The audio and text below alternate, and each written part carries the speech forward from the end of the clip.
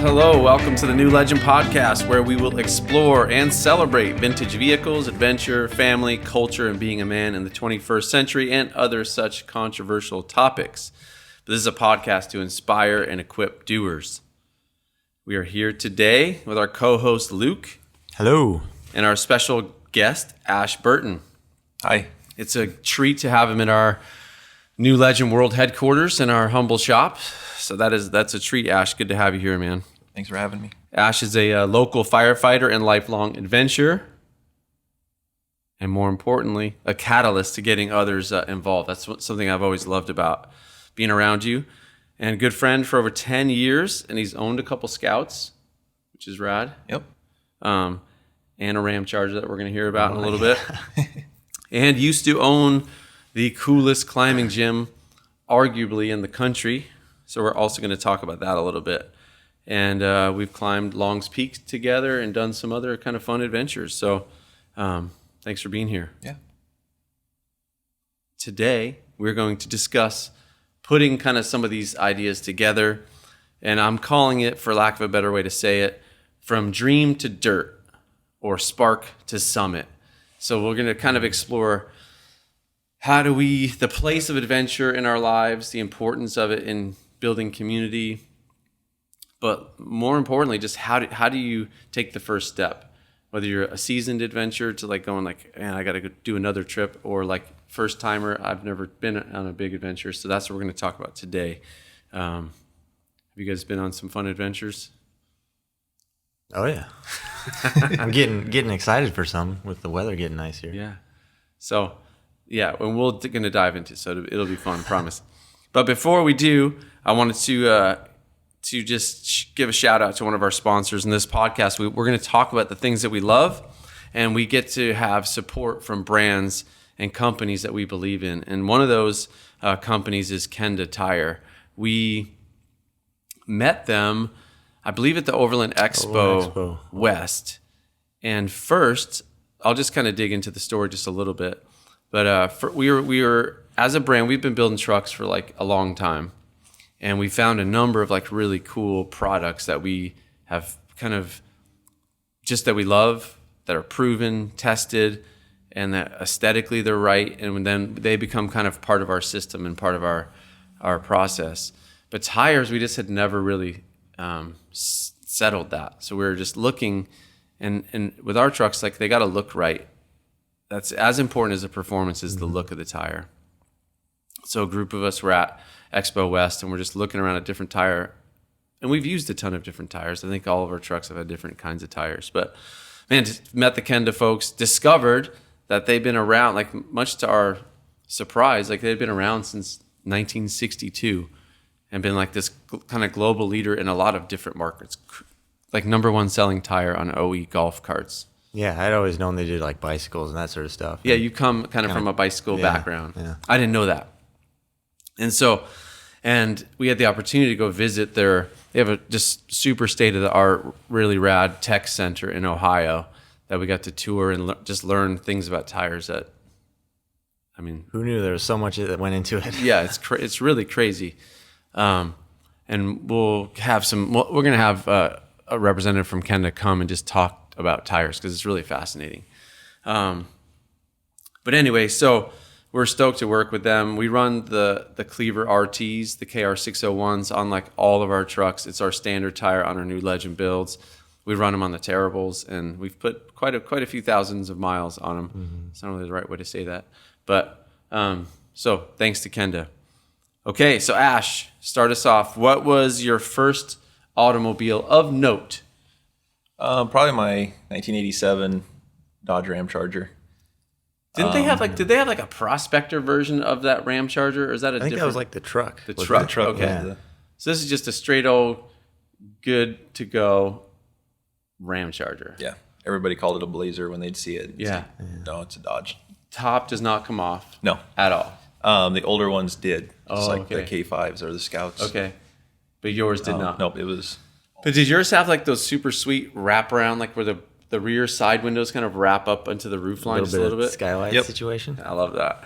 It had the little pop-up vent in the back like a camper. That's awesome. So tell us maybe one great adventure in that truck or notable thing? I don't know. It's more of a misadventure, Yeah. but that's still an adventure, I guess. So this was way back by my hometown. Now it's the High Trestle Trail, bike trail that goes Really? across the river. Well, it used to be just railroad tracks, and they were abandoned for a long time. Well, I got woke up in the middle of the night. A buddy of mine with an old roached out Scottsdale had this bright idea he was going to drive across the bridge. Well, as you get closer to the bridge, the ballast is really steep and loose. So he slid and got high centered on the rail. No way. And trying to get out had broken a rear shock shackle, and so the axle twisted, drive shaft fell out. No way. Super stuck, and so He was They going to walked. drive across the abandoned railroad bridge?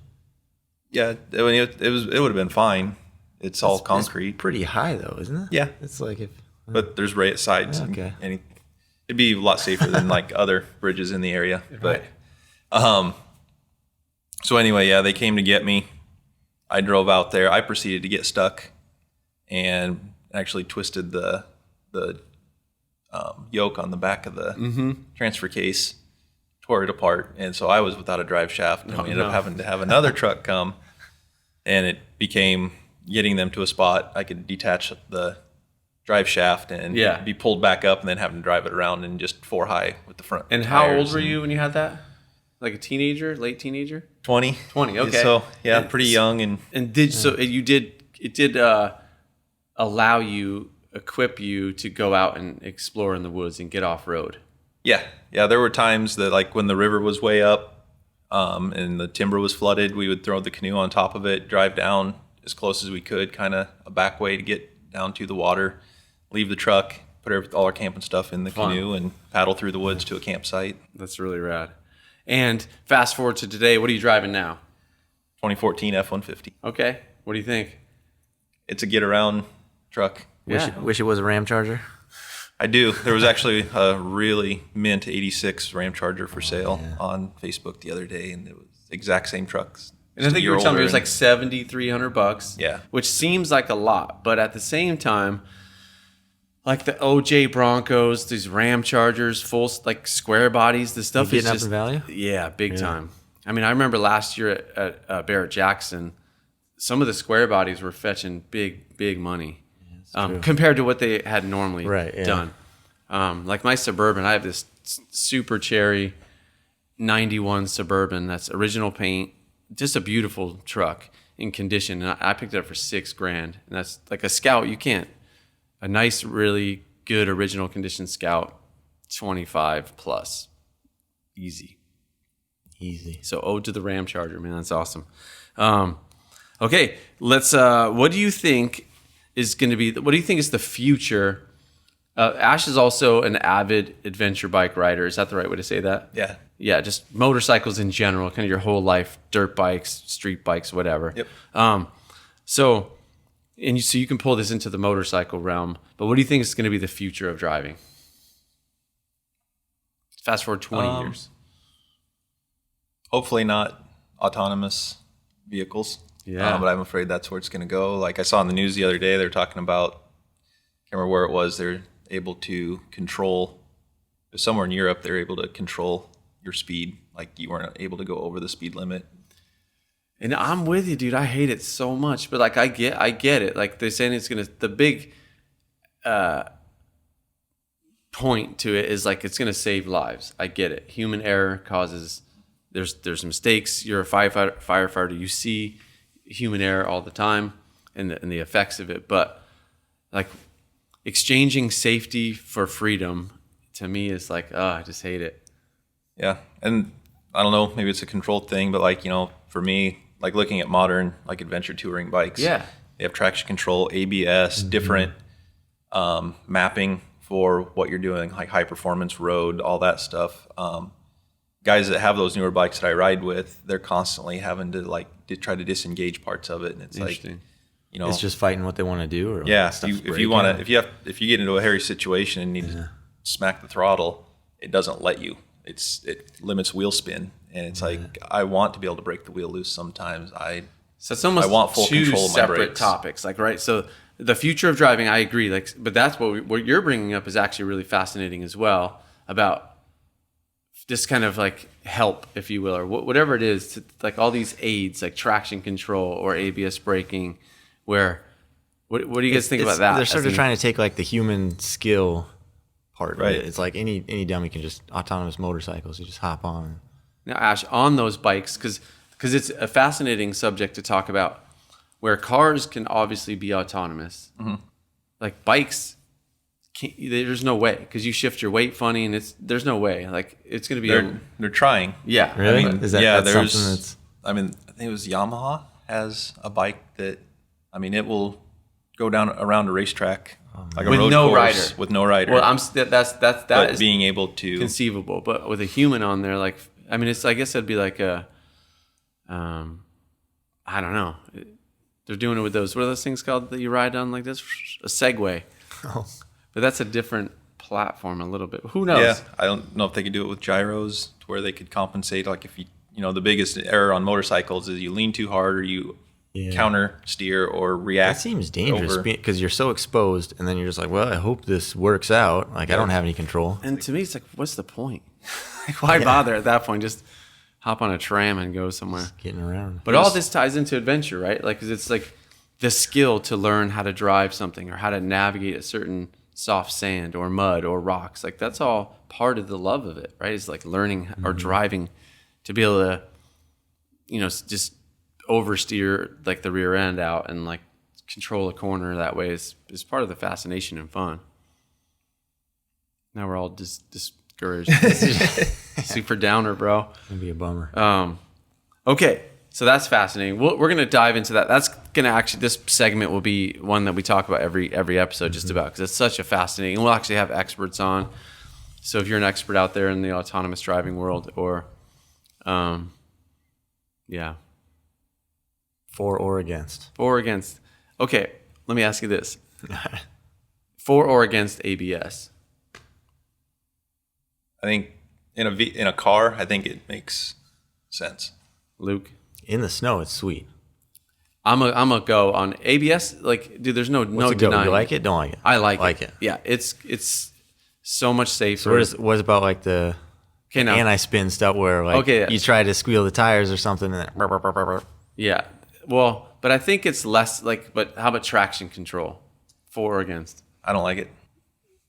I don't like it either. I hate it. Yeah. Because if you, like, it's so weird how it just limits like wheel speed. So like because sometimes you just need to force the momentum. I know in snow driving, I think it's largely a hindrance, and I've not seen it to be. And even in my wife drives a newer Jeep Grand Cherokee, and it's got like sand mode, snow mode, rock mode. Have you messed around with those at all? Yeah, and I don't find them to work. The rock one obviously puts it in 4 low and locks the differential, so that's key. But in sand and snow, where it just limits throttle response, and I can't imagine in a bike it must be really annoying. Yeah, I know. Like a couple of my buddies have the Yamaha 1200 Super Tenere, and they fight with it every time the bike shuts off and you turn it on. It goes back to its original setting. So you can shut it off to an extent. Yeah, but it actually limits throttle. Yeah, because it's not an actual cable throttle like from the throttle body to the throttle tube. Do you think? I think it inhibits the skill of riding. And that's what I think for sure. is in the market is the guy or gal that goes out and wants to buy a motorcycle and figure it out. They're trying to make them safer in that regard, but then for others that grew up riding motorcycles and have a much bigger or better skill set on a motorcycle, it is limiting. And I want full control of the throttle and the brakes and the clutch. And I mean, it's a similar debate a little bit with automatics versus manuals. And I think 20 years ago, it was like, no, manual is what you need. But automatics are so refined now that I think there's, in drag racing, probably not like drifting or certain racing, but off-road, you can easily argue that an automatic is superior just for controlling the situation. But it's never, like, there's not a lot of like automatic bikes nowadays, is there? They're becoming more popular. Okay. It started with like a recluse clutch that you could put into a manual bike, and then you could just shift. Yeah. It's like the CB750s back in the day, like the Honda-matics. Yeah, the Honda-matics. Yep. Yeah. Yep. That's what that was, right? Similar, yeah. Garbage. Yeah. No, the recluse clutches are pretty good, but now you have like the Africa Twin that Honda makes. They have an automatic. There's no clutch lever. It's kick it into paddle drive. shifters, so you can override it and have like a paddle shifter. But yeah, That's interesting. you can take off and it'll That'd be shift weird. for you. It's like riding a moped almost, like that same feeling of it's Yeah. just turn the throttle. That's interesting. Fascinating. Okay, well let's dive into it. So from dream to dirt or spark to summit, I think of the book Into the Wild. So John Krakauer wrote this book, and there's a movie version and a book. Well, the movie's based off the book, so we can discuss because I think they portray some of the realities different. But John follows what is like really, in my opinion, a quest for purpose in the life of a Chris McCandless, and his nickname's like Supertramp or something. He named himself Alexander Supertramp. Yeah. So he leaves everything he knows and just goes off into this really grand adventure. And I think wasn't the goal was always somewhat specific in getting to Alaska, right? Yeah. And then he takes these like little side adventures. And one of my favorite parts about the book actually are there's these little short stories embedded in the book, and those are really fascinating too, of just these like really eccentric people driven by this like hunger and thirst for adventure. So they do like these wild things, like just crazy stuff, and a couple of them end up dying and different things like this. But so one perspective I think is that he has this false assumption that the adventure alone, like meaning the places or just the sheer task of the adventure, would bring him full meaning and purpose. But as he's dying in the bus in Alaska, and again, the movie shows this stronger than the book, in my opinion, but he then realizes like that it was substantially about the people that he had met along those adventures. And the relationships that brought him the most joy and meaning. So we can discuss that. Let's discuss that for just a couple of minutes. But so the difference between adventure or how people play into adventure, and then obviously we'll dive then into like the spark or the dream that drove him, kind of some of the context that drove him to take that first step, and then we'll kind of bring that into our modern context and how we can do some of those things. So what was more meaningful, the people or the actual adventure? Well, so in the movie, he says that, like the end quote, and I don't know if this is true or not that it was written, but that happiness is only real when it's shared. Is that the same in the book? Is that? I think it was written like. That I was think in they his were pretty journal? accurate on that stuff, Okay, because they found all of his possessions in that bus and Yeah. were able to kind of use that. But And I think like it's obviously very personal. So I'm much more of a community kind of a guy. But I know Ash, like knowing you for these years, like you're pretty cool with like going off on a solo adventure. Mm-hmm. So what's your perspective on that? Like how do relationships tie into the richness of not just meaning in life, but into the kind of the richness of adventure? I think it's healthy to start with, like to just go off solo. Like you read those books of, like Neil Peart from Rush. Yeah. Have you ever read any of his books? So he lost his daughter and his wife within a couple years of each other. And basically he had a BMW 1200 and just took off from Canada and rode I didn't know that. along. Yeah. Like it's, I think it's called Ghost Rider is the name of the book. And he went alone. Alone, yep. But he knew people. A lot of it was Right. alone. But like he had like when he got to like Los Angeles, he knew people he would Right. stay with. But for the most part, he was trying to deal with all of that on his Right. own, just with windshield time. Right. And I could see that. I think a little bit of doing some solo stuff is also healthy. It is cool to go out and do something by yourself for a little bit, but I don't know that just becoming like a hermit in adventure is the way to go either. But it's deeply personal, because I think of like Dick Prenneke, like what was that, Into the Wild or Into the Wilderness or something? Yeah. Is that like PBS thing? They showed it on PBS, but yeah. It was back in, man, really, I recommend to anybody, go look up Dick Prenneke, whatever the series was.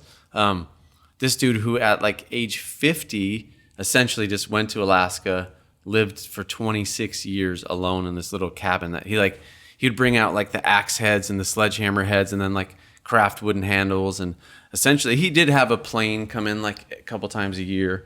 But yeah, that's interesting. I think, because even what like Chris McCandless was running away from, like in the family dynamics, so that it all plays into the narrative.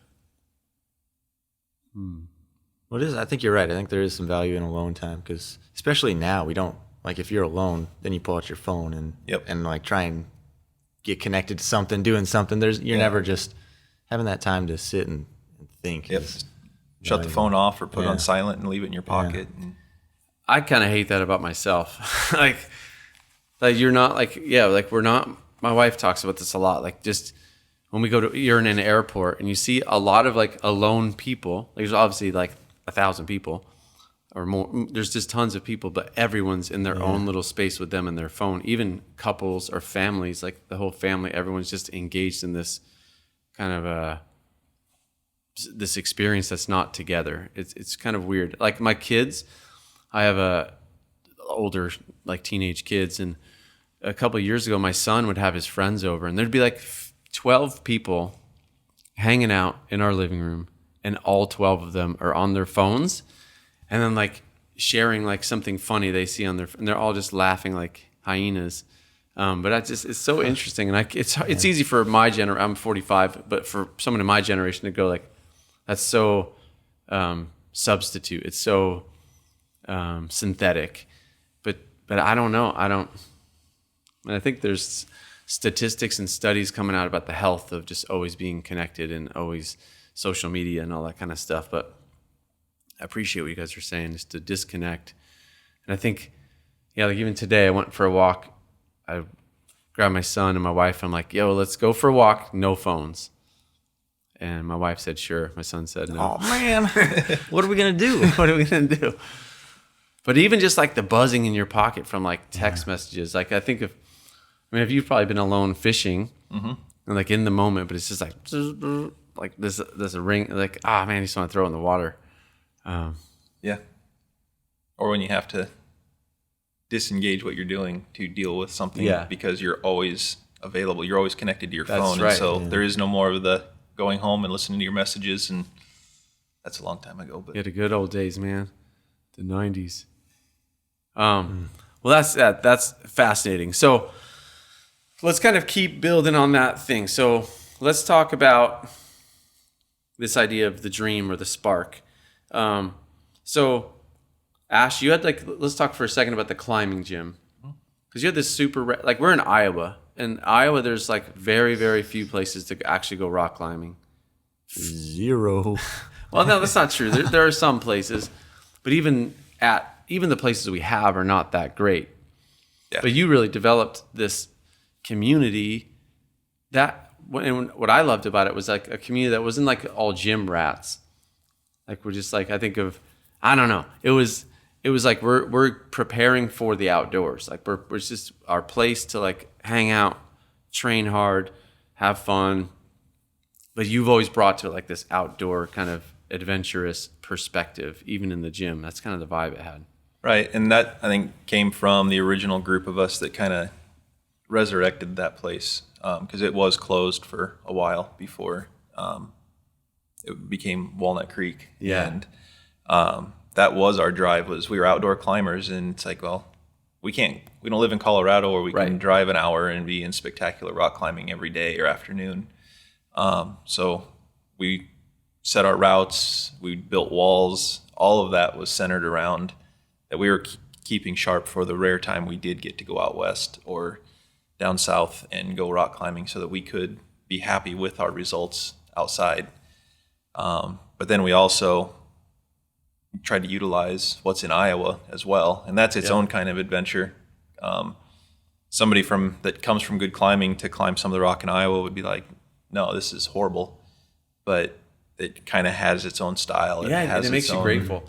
And this is one thing I love about getting to know you and kind of being brought into that community you created. I was like the training, like you were big on like training skills. And honestly, like you played a really catalytic role in getting people stoked to go out and climb. And the gym was so rad, man. I wish that do you have any video of like certain, like just sessions in the gym? I don't, we killed the Facebook page, and there was a lot of stuff on that, but I might have some on my laptop if I dug around, but I don't know. It's been so long ago now that. And basically just fast forward the story about 5 years ago, probably. 2012 is when it caught on fire. Yeah, well, it didn't catch on fire. Someone, an arsonist, basically burned it down to the ground, and it was a huge blow for the Ames climbing community. Even though you didn't own it at the time, I had just sold the business. Right. But that speaks to the importance of those types of places that are community building places. When I moved from California in 2007, I didn't know anybody or anything, and I was pretty into rock climbing and just mountaineering. And so I remember I went to Jack's, and I saw this like little paper ad, like Walnut Creek, and I'm like, I'm gonna go. That's here in Ames, like great, not really, just right outside of Ames. And so drove out there and just started becoming friends with you guys, and it was super cool, man. When you had talked about doing some kind of climbing gym here, right? Yeah. It's funny. Was that before or after? What was the? That was during that was going to be business like was really growing, and so we were looking at moving it to town to try to. Yeah. I was going to try to make a career of it, and then kind of 2008, the stock market crashing, and a lot of that money went away in a big hurry that was kind of lined up to do something. And what's funny though, man, I think if you actually had a ton of money and built that gym, I don't think it would have been the same. No, we would have. I mean, that core group would still probably be climbing together, and that would be kind of cool. But I don't think that place was, being a grubby old barn that, we had the people that were indoor climbers that would come visit it, and they didn't like it. Really? Because it was dirty, and it wasn't air conditioned. It wasn't heated that well. Yeah. And, like when you have to wear a down coat between climbs just to stay warm and kind of warm up. Yeah, it's just gritty, man. Yeah, it was that like if you're building one in your garage, but it just was like it was to the extreme. Yeah, because like what was the peak height? 24 feet? 30 to the peak. So I think our rope climbs were 27. That's so awesome. And it was let's try to create a mental picture. Like picture a 1930s barn. Like when was the barn built? Probably early 1900s. Yeah, it's like an early 1900s, like kind of timber frame. Yeah, it was originally a dairy barn. Yeah, this timber frame dairy barn that just started getting converted over time. So like the floor, instead of like nice, there was pads, but it was like gravel, the main kind of area, like just this soft, loose gravel. It was just super cool. And you're right, like it was hard to get motivated sometimes to go in the winter, because even though you did your best to heat it, like it would be cold, man. You'd be wearing gloves and a down jacket in between your climbs, like Ash said. But I wouldn't trade it for anything. That was really cool. Just this kind of grittiness makes you appreciate when you do go outdoors. Yeah. Just additional training. Yeah, that's mental. Right. Yep. Yeah. But what was significant about it, I think, into our discussion is you had, like, I know you didn't start it, but you were one of the starters. And beyond that, you like developed guidebooks for like, there's some secret kind of cool climbing places in Iowa. Like, for example, these old bridge pillars. Yep. Stratford pillars. Yeah. So, but there's like bridge pillars, and Ash would make like these guidebooks to like the pillars. And like, to me, that's just so rad. And what it was taking an idea that you had and then pulling other people into that and being a catalyst. I think that's so important. And so it's hard. It's not like you woke up one day and said like, I'm going to start a climbing gym. No. So let's go to something that's more like that. So let's talk about a peak or a big adventure that you kind of said, you read about it, something inspired you, and you said, let's go do it? Probably Long's Peak. Because I started climbing in like January of 2001, and some buddies of mine had already been climbing out at the gym when it was B&B Mountaineering, and I started climbing with them. They had this idea that we were going to climb Long's Peak in July, and so talking to the owner at the time, it's like, you're brand new to climbing. Yeah, that's awesome. It's like, what do we need to know? Here's our 2 goals, and the first one was to climb Long's Peak. And our second was to climb the first Flatiron outside of Boulder. Okay. So the climb outside of Boulder is, the locals will run up it solo, because it's, once you've climbed it, it really isn't that bad. The exposure is really big, and you could certainly die if you made a mistake. But for us, it was huge amount of trad gear that wasn't needed, but we didn't know any better. We were really green, kind of figuring a lot of stuff out on our own. But like for Long's Peak, it was just doing the keyhole route, which is just a scramble at the top, but most of it's just a long hike. But it's fairly accessible from Iowa. That's right. 10 hours to get to Rocky Mountain National. And what was key in sparking that? Like, did you read something, or just because like 2001, there was like the internet, but I don't think it was. No, it was just like it is today. They got a hold of a guidebook somewhere. Okay. And they're like, this is what we're going to do. You want to try? It's like, yeah, sure. Well, okay. What do I need to do? What do I need to buy? Yeah. And so got the basics down, and we're climbing there just to enjoy it. Yep. And I think even like in April of that year was the first time we went to Backbone and did some climbing there. Just some top rope stuff. Yeah, super cool. So that was your first outdoor exposure? It was like 2 months before? Yeah, it was. Yeah, we hit the fast forward button, but I mean, we were successful in climbing the first Flatiron. We got up it, and it was 4 of us, so we split into 2 rope teams and brought probably way too much gear. Way too much gear, took way too long because we pitched it out like 200 feet at a time. It's really slick, not slick, but just it's slab and it's devoid of holds. So how did you overcome? Because I sometimes dream a lot about stuff like that. Mm-hmm. Like I really want to go to Strawberry, and do the corrugated corner out at Lover's Leap in California. So it's like a 4-pitch. They say it's like one of the most vertical 5-7 multi-pitch climbs in the country. It's like great learning pitch. But I go, man, short of like knowing someone because I don't have confidence enough in my skills to go like, I'm just gonna go and take my kids up it. And then I'll die. Yeah. So how do you overcome, you get this idea, the dream to do Long's Peak, or I think the Flatiron, because the keyhole is like an aggressive hike. Yeah. We'll talk, you also shot for Keener's, a harder route. We did the North Cables route, which was a really fun. And we chose to do it in October, so it was a lot of snow and ice. Yes. So how do you overcome because you also did Devil's Tower, and probably a similar thing. You see what is it? Close Encounters of the Third Kind. Yep. You see that movie, you see the mashed potato Devil's Tower, and then you go, okay, I'm going to do it. But how do you overcome like all the fear and I've never done this before. I've read about it in a book, but it's way different to pull the trigger. I think that's what's so liberating about climbing or any adventure is you're nervous because like I've never done this before. Yeah, I've done my research. I think I've done my homework. I've trained. But we still have to actually go do it. And, especially like in the climbing realm or mountains or multi-pitch climbs, in Iowa, we don't have anything even close to that size. And so you misjudge a lot of that in like distances. And right. Sometimes it's a lot of going home with your tail between your legs. And it's like, okay, I've gotten a little taste of it. Now I know what I'm dealing with. And when you see something on a map, you go, oh yeah, I'll just follow this ridge. But then you get to that ridge and it's like, this is massive. Yep. And I can't really see the route very well. That was something like in the Tetons that was pretty humbling was, you're in the parking lot. It's like, well, the Grand is just right there. Yeah. And then you start hiking and you're in the timber and you don't see it. And then you come out in, like we went up, what is that? Garnet Gulch or Garnet Canyon, I think. So it's kind of the cirque of the Tetons. Like they're all basically a wall at the end of this valley. And it's like you get up there and the size of the mountain hasn't changed from the parking lot. It's still just right there. Yeah, it's like it has.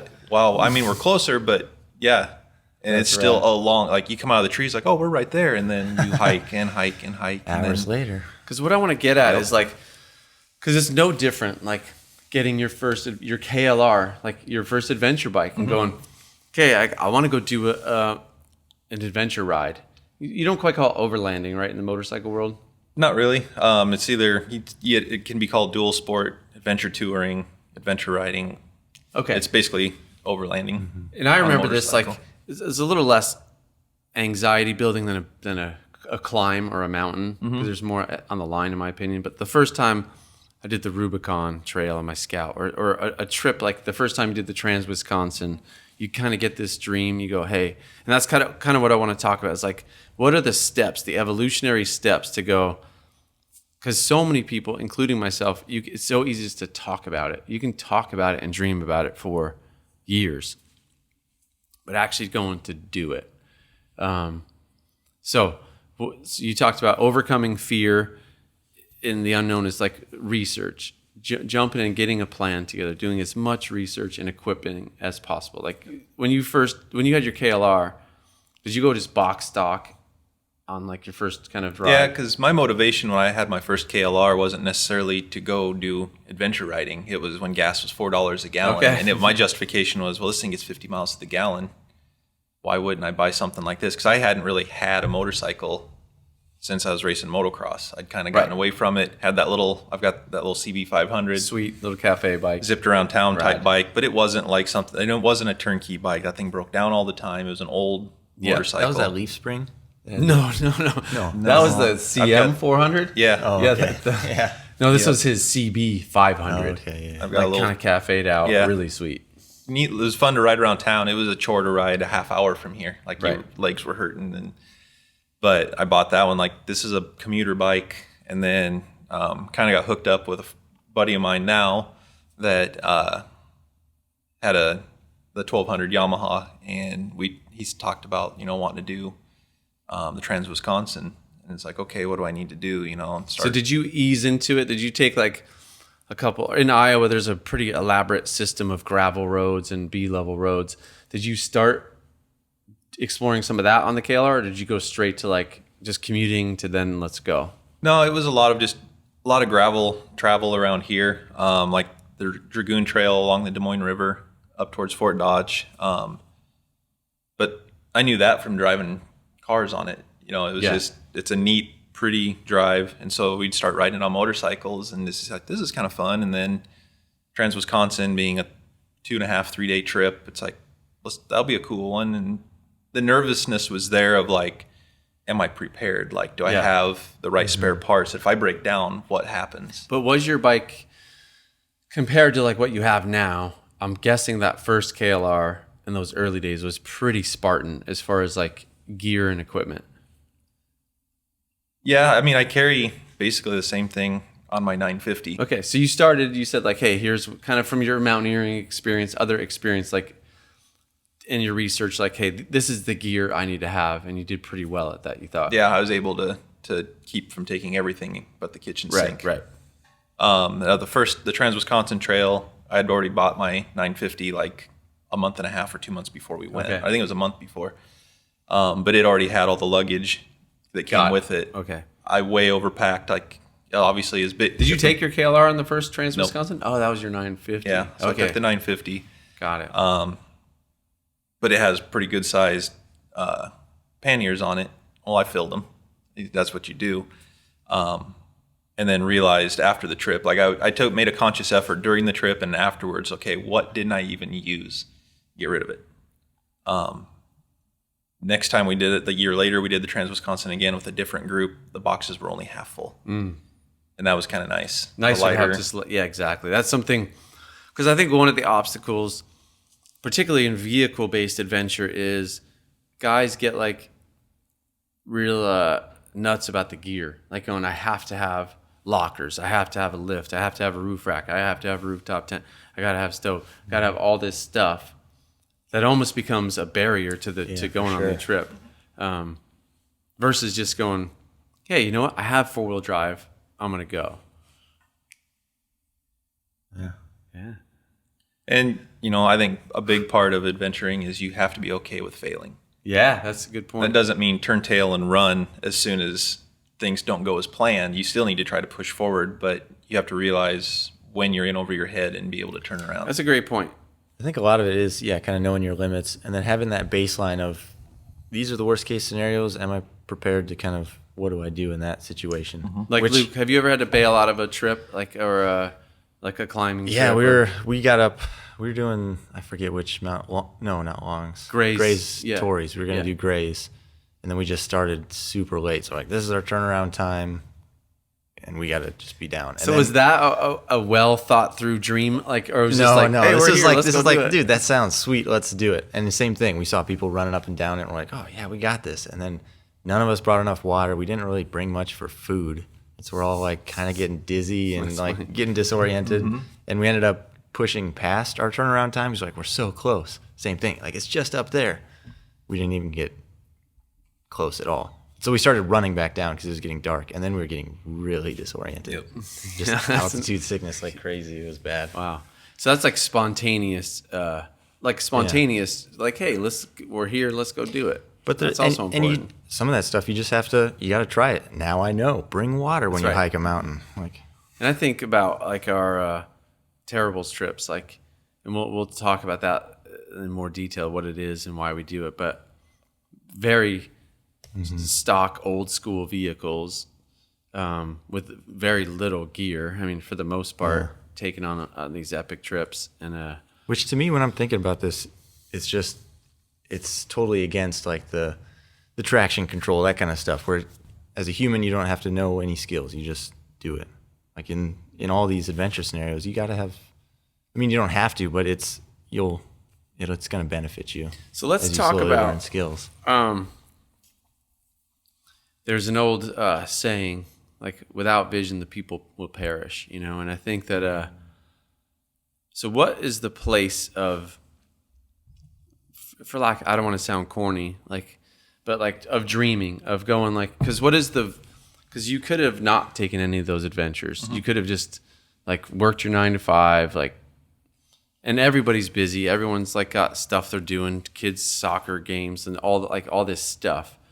But what is the place that adventure? What is the value of it? What was the value of beyond launching satellites, of the space race in the 50s and 60s? What is the value of kind of dreaming big about adventure and pulling the trigger? Let's talk about that. What's the value of it? Yeah, I think about our Longs Peak trip. That was, I'd done Shasta, I'd done a bunch of other but that was my first mixed rock and ice, actually attempting a climb versus a technical hike or class 4 scramble or something.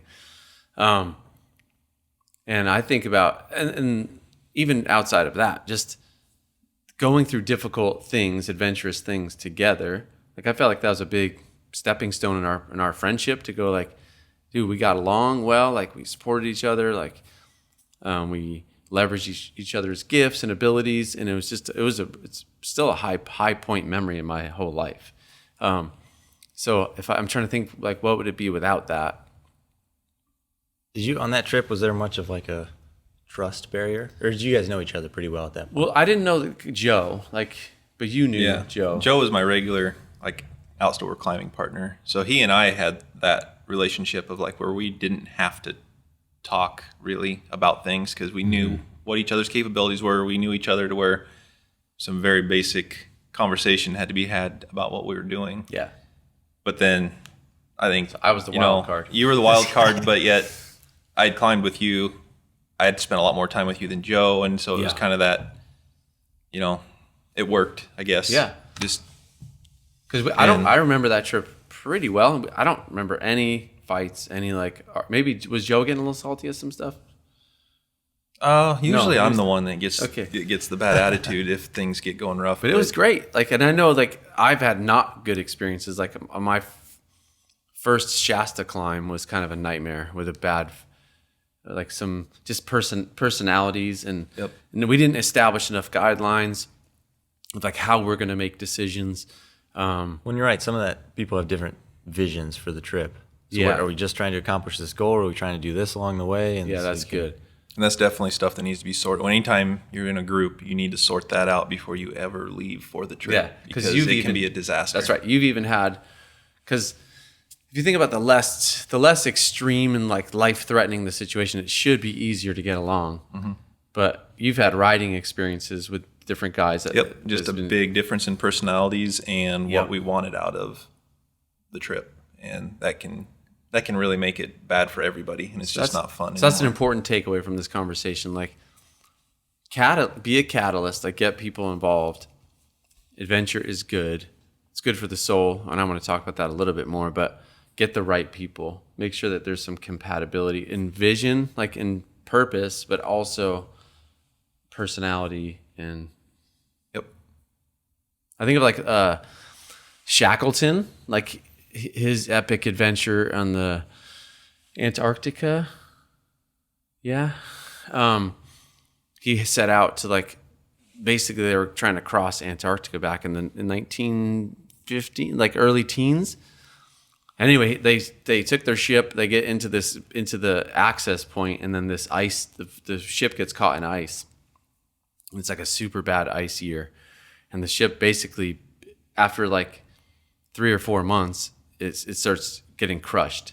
Then the ship is gone, and not one casualty.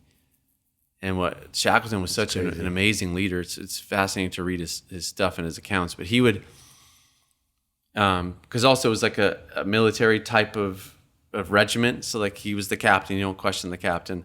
But like the most disgruntled guys, like when he sensed that someone was getting disgruntled or starting to go a little nuts, he would put them into his tent, and like he would keep them super close to him. So just managing, that's a whole nother skill of managing personalities. Because most trips, let's be honest, that we're going to take and people are going to take are not epic solos, right? I mean, because then you don't have to manage personality. You have to manage loneliness and other like mental sanity and just different things. But most of us are going to take trips and I hope take adventures with people. And so and we should probably do another episode on how to plan, let's dive into like actual planning a trip. Because Ash is super good at that. That's one of the, like, my wife actually was really happy when I'm like, I'm climbing with Ash. She's like, oh, great. Ash is super safe. He's calculating. He does his research. I'm definitely more like, oh, this looks amazing. Fun. Let's go do it. You got shoes, right? Okay. That's right. Like our first Shasta trip, epic adventure. It was amazing. But I was so ill prepared. We didn't have helmets. We didn't have ropes. We had crampons, and like, that's it. And we got ourselves in a really sketchy situation that could have got ugly. Okay. So, what happens to a man with no vision, with no dream, like no spark? Why is that important?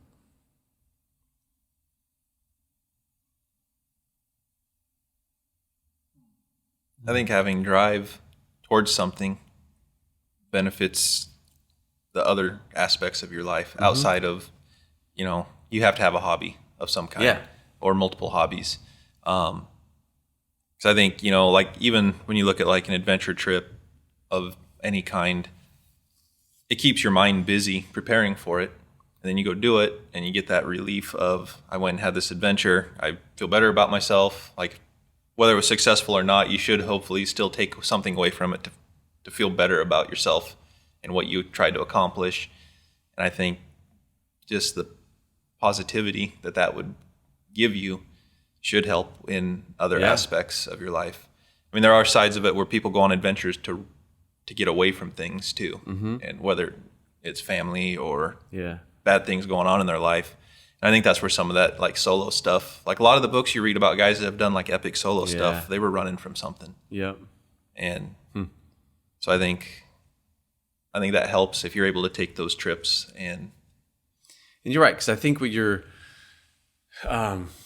making me think about is not just vision when it comes to like adventure. I think adventure is a great spark and a catalyst to other things in your life, like you're saying, because a vision or dream could be, I want to start a business, or I want to get married and have a family, or I want to have kids. Whatever. There's a lot of other things that come to be outside of that are affected by the same mentality outside of or getting in shape. Like there's this like just having a goal or a set of goals.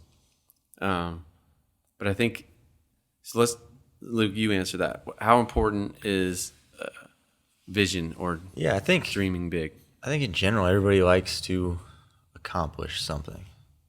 Now what that is going to change and how you go about it, but accomplishing something and kind of feeling useful, at least to me. I don't know, maybe other people disagree, but I think good. And you're right, that can play in any facet of your life, but because there are ambitions that are destructive. I'm just trying to like, for example, like, and it's all, this is all, I don't want to get too philosophical, but like being rich. Like I've known a number of people that their desire is not to build a company, not to like provide for their, like, I want to be rich. And I've seen that. Does any vision have a sacrifice of some sort? Yeah, I think almost maybe all of it does. But and I don't want to I'm not here to be like the vision police, but like some are maybe come at a higher cost than others. So let's without being judgy, you want to be rich. What is the cost of that? There's a chance that it's going to cost you relationships. It's going to cost you maybe ethics. It's going to cost you something. Because I do think about, Into the Wild, like Chris McCandless, he sacrificed a lot of things for the purity of his vision. And at the end of his life, it was those relationships that he walked away from. I was just watching this movie, Leave No Trace. Have you seen that? Mm-mm. You should. It's that dude from 310 to Yuma, the bad guy. Like, oh, okay. He's a really good actor. But it's about this veteran who is got some PTSD, got some issues coming back from deployment. Doesn't go into a ton of that, but he's basically living in the woods with his daughter. His daughter's like 15, and they live in like up in like Oregon in this national park. And they're kind of like hiding out. This is another true story, or this is just... It's based on a true story, right? There's a book called like Abandoning Story of Abandonment or something like that. But essentially, I'm not going to spoil the movie, but it wrestles with all that same, this guy trying to cope and through, it's a little different with just the ability to function in society. But just carrying on to Luke's point, that sometimes adventure or dream has cost, negative or positive. Because I've seen it be super positive, where like kind of what we talked about being a catalyst, like where you go, hey, I want to climb Shasta. I want to go. Luke and I were kind of talking about getting my son Owen, who's 13, for his 14th birthday. We're going to go try to do a couple of 14ers. It was 4 14ers in 4 days, but I think that's just way too ambitious. Too much. So we're going to try it for 2 in 12 days. But so it's motivating, and it's good to be like pulled into that, to go like, hey, I'm gonna get in shape, or I'm gonna go work hard, I'm gonna go plan, I'm gonna go do whatever. And it's like, I think what you see in a guy, and particularly in a man's life, energy's higher, like he's watching less TV, or just like getting motivated. I think toward a goal. Without any kind of vision, it's just depression. You're just like, well, I guess I just wait here till tomorrow and then I'll go to work. Like, you gotta have something to drive you, to keep you going. I think a lot of guys, man, struggle with that. Like, they just punch in the clock 9 to 5. That's why scouts are like 4-wheel drives or motorcycles is such a big thing. This is fascinating data. In 2008, you mentioned when like the market kind of crashed, that our business really didn't see a downturn on our anything scout, like our parts side of the business. Because I think when things got bad, people like found some hope and some solace and like working on their projects and pursuing their hobbies and like fixing up their truck, because someday they're going to get it done. And that's just really important, I think, particularly for a guy, to even get him through a really mundane job that you don't like. Like, hey, I get to go fishing with my family, or go out with my buddies and go do this or go do that. Okay, so let's break down the steps. If we can kind of start wrapping up the conversation with some practical steps. So I'll start the spark. So you get an idea, watch videos, read magazines, like. Yeah, what's your outlet for getting spark? Where do you go for inspiration? I find just like YouTube is really cool. You can just search for like watching. I think the big stuff like Tommy Caldwell's The Dawn Wall, or like Alex Honnold doing that. What climb did he do? Honnold? Yeah, I don't know what exact climb he did, but the free solo, like, so these things are like larger than life. I'm obviously never, ever going to be able to or pull something like that off. But I think that's the placeholder of those big, extreme kind of accomplishments. Is like it helps us dream to go, okay, I want to do that. I just want to do a multi-pitch climb. That's fun, like do something. So I think magazines, people I surround myself with, I think like guys like Ash, like who have a pretty vigorous like outcome for doing adventure. Like you're going fishing, you're just doing stuff. So being around doers, maybe magazines, videos, and I think just trying to cultivate a what's next attitude. Like just going like, hey, what do I want to do next? How can we? I think our trips so one thing we do as a practice now, we have to for the business, is like, what's our 2019 calendar? So laying out a proactive calendar. Okay, so that brings us to spark. Number one. What's next? Setting your goals. So Okay. You get your inspiration, and then you decide you want to do something like that, or something maybe in the same realm of it. Then it's okay, what is feasible based on what I can afford, what my schedule looks like. So is this, would you call this the planning stage, or this is still? I think this is still maybe planning, but like the very basic, the foundation of the planning is like, for me, I'm lucky that the way our vacation gets picked with my job, like one of my riding buddies that I work with, we get ready to start picking vacation for the year. It's, hey, are we going to do something in September? Yeah, let's block out these 2 weeks. Perfect. And it'll fall somewhere in those 2 weeks. Got it. So we know we have, roughly 10 days to do a trip. Now, where do we want to go? What is the group willing to go? Like last year we'd planned on going back to South Dakota, and at the last minute it came up that maybe that wasn't realistic for one of the guys. So we planned the trip in Iowa, just so that it was, so if they had to bail, right, they weren't going to ruin the trip for everybody. They could bail in 2 hours, they're home. Okay, so the spark or the inspiration, then some goals, like setting a goal. Then I would say next, Luke, you say, what do you think's next? Planning? Yeah, I mean, I would agree. I think you got to put a plan together, and that's like mapping out what's needed, all that kind of, what gear do you need, what route you're gonna do, or what are you gonna do. There's infinite stuff to get in that go into the plan. That's what I want to do an episode on the planning. Okay, what's next? It's your turn again. Okay, I say equipment. Like you got to go, what are the assets that I have to take this adventure? If it's hiking, like do I have the right boots? Do I have the right backpack? Do I have the right crampons? Blah, blah, blah. If it's a truck going. So that's kind of preparation. Yeah, preparation and equipment. Like, because I don't think it's totally dependent on the equipment, but you have to have the right stuff. Like, do I have a tent to sleep in? Or do I go on a road trip? I need a vehicle. With tires. With a tire. Kenda tires. Okay. Okay, so what's next? So if we say like the spark, some specific goals, the inspiration, some specific goals, a plan, equipment, or the thing you're gonna take on the adventure. What's next? Getting it ready. Like, you know, like for a truck or a motorcycle, you gotta prep. Like, I'll usually pack and unpack 2 or 3 times. Okay. Every time, like how can I get this balanced better? Am I taking too much? What do I need to get rid of? What am I forgetting? Really? So you get all your gear on the bike and get everything going and go, I don't like this. I don't like this. I don't like how this is set up. And should probably get this. that comes from learning. Like, I'll put something like strap something to the outside of a bag. Like, there's no room for it, especially like on my KLR.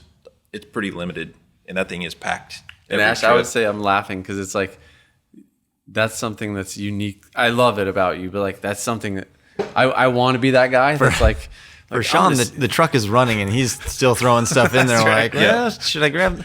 Yeah, but I always, it's like with my wife, man. My wife is so amazing at like organizing systems, and I'm okay at like falling in line with those systems, but I'm terrible at coming up with the systems. And so, yeah, like I like that. That's a good inspiration for me to go like, I'm gonna try to get my truck ready before the night before, and like make sure that I'm packed right, because it makes it way less stressful, dude. When you go, oh, my flashlight, I know it's right here. It's conveniently located. Or my maps are right here. Or my tent is not, I don't have to pull my tent out to get like to a food item. Like just like that thoroughness and thoughtfulness of the plan, of the equipment, we should also talk about that.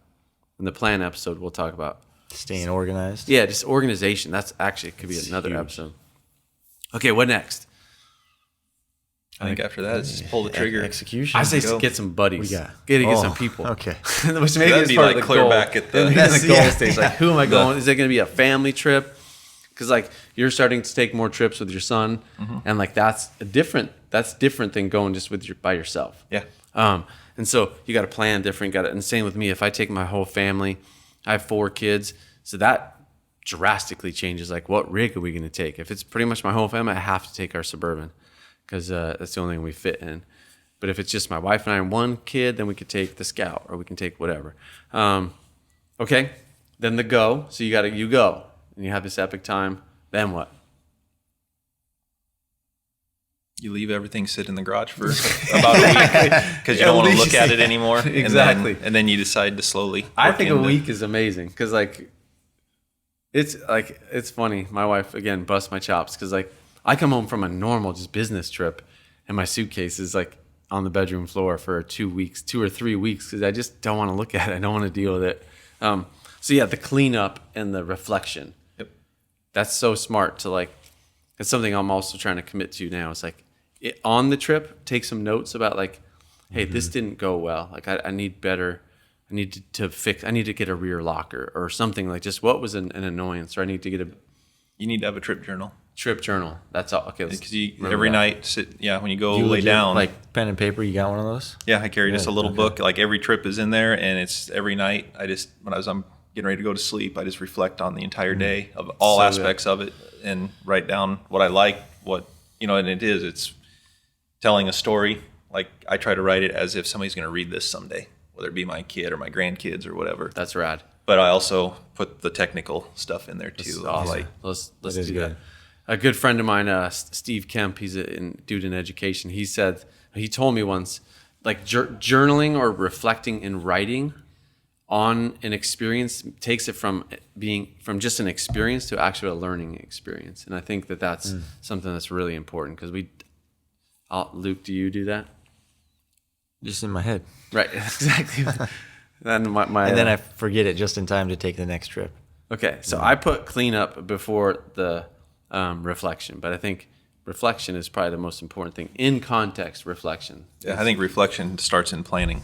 All right, I like even this, for me, but that's me. You're good at that, so that's great. Okay, then next step.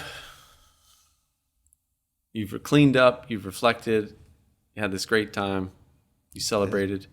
Start thinking Time about to the find next a trip. new spark. That's right, man. The new spark. I love it. The 4-stroke. Which usually I feel like after you do something, then there's a natural spark that comes like, oh, now I want to do this. As a matter of fact, you guys are right. It's like usually on the trip, that's one of the things you talk about is what's the next thing we're going to do. Yep. And that's what's fun about taking trips with a bunch of people, because everybody's done something different. So you're swapping stories, and you're like, oh, I like that, and then maybe they want to help you do that. All right. Well, okay. Last question. What do you have planned? What's something you're looking forward to? One of your trips you got planned for 2019? Right now, kind of came up the other day of where we're going in September. Where are we going? Where are we going to ride? We had a couple ideas. One of them is doing the Colorado section of the Trans-America Trail. Sick. The other one is going back to South Dakota like we'd planned last year. Because on the first time we went, the weather caught up to us at the end of the week, and we Did you finish the whole South Dakota Adventure Loop?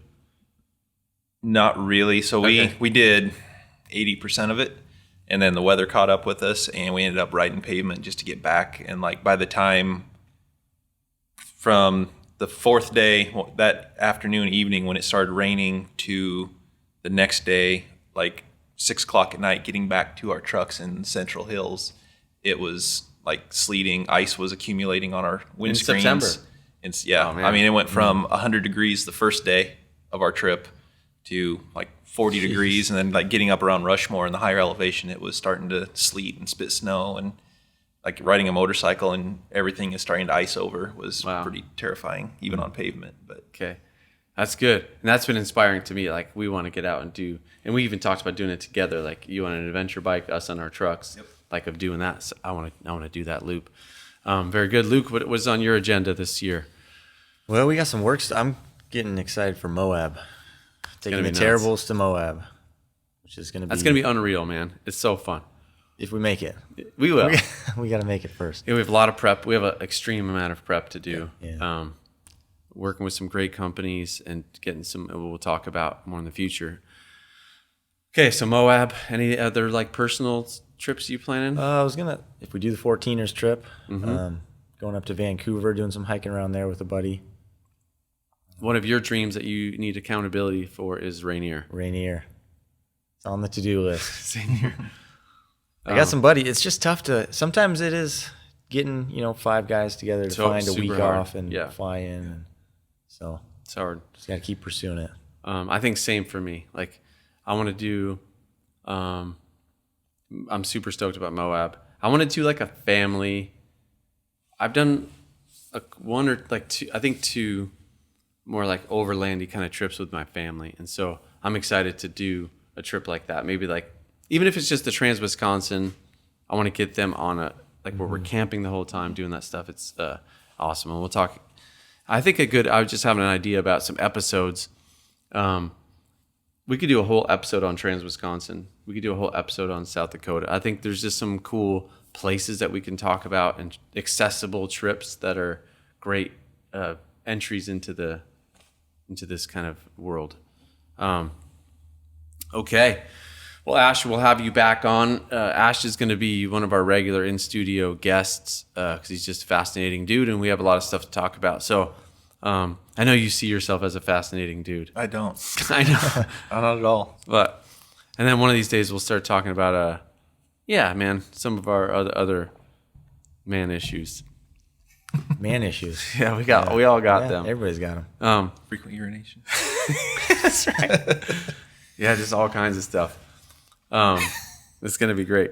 Well, anyway, thanks for joining us today. We have no idea who's listening, but for those of you that are listening or watching on YouTube, thank you so much. We're grateful and excited to grow a community of doers and hopefully play a small role in entertaining you, keeping you awake on a road trip, or just inspiring you to take another trip or in the ultimate sense, make the world a better place. I think adventure can do that and community can do that. So thanks again. We'll see you next time.